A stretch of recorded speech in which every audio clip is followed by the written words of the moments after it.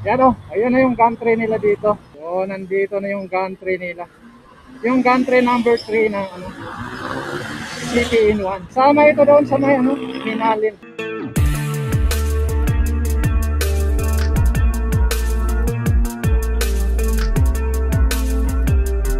Dito natin makikita yung viaduct dito dahil nasa likuran nito mga establishmento dito, no. Nasa likuran yan. Pero mayroon na rin mga viaduct dito yun.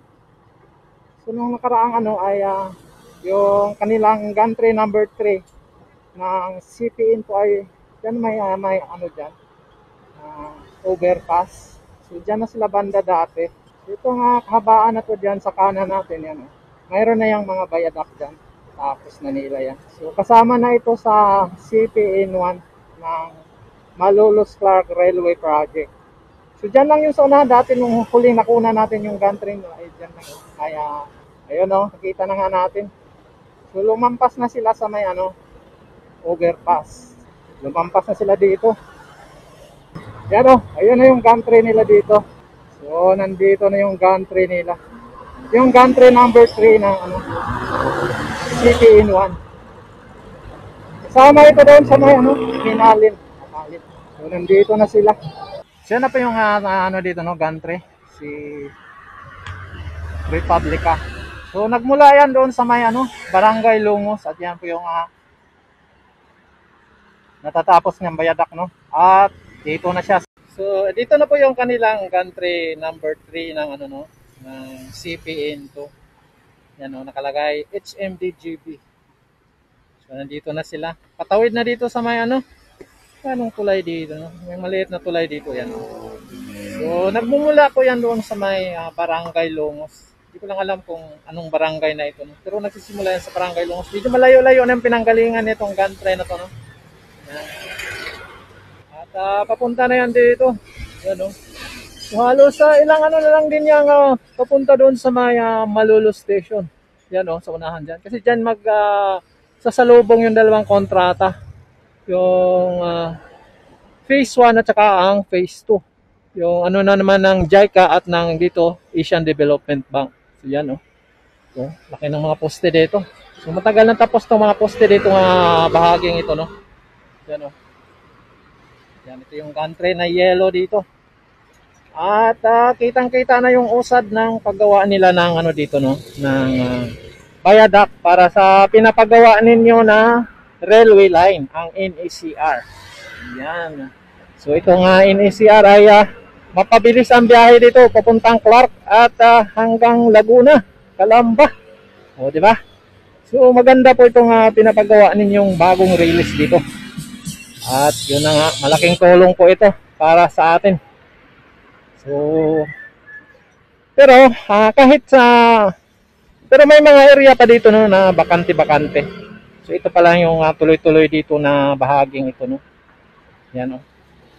So dito din yung lumang right of way dinadaanan sa dating release ng PNR.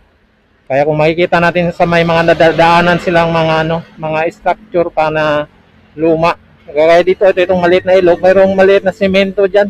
Siguro yan yung kasama pa yan sa tulay ng original na PNR, yan, oh. Yan dyan, may maliit na ilog na yan. So yun, so ito pa yung pinaka-latest dito sa gantry number 3, no, ng CPN1. Ang bahagi naman ng alignment dito ay magmula dito sa ganda ng kotse, oh. Magmula naman dito sa may bahagi ng Malolos at hanggang dito sa may bahagi ng Minalin. Yan po yung kahabaan itong CPN1 ng Malolos Clark Railway Project. Kilometer na itong viaduct, elevated viaduct. At kasama din dito yung dalawang istasyon, no? Yung sa Apalit at sa may Kalumpit. So yun. At ngayon hindi ganong mainit, no, pero mayroong ambon. Kaya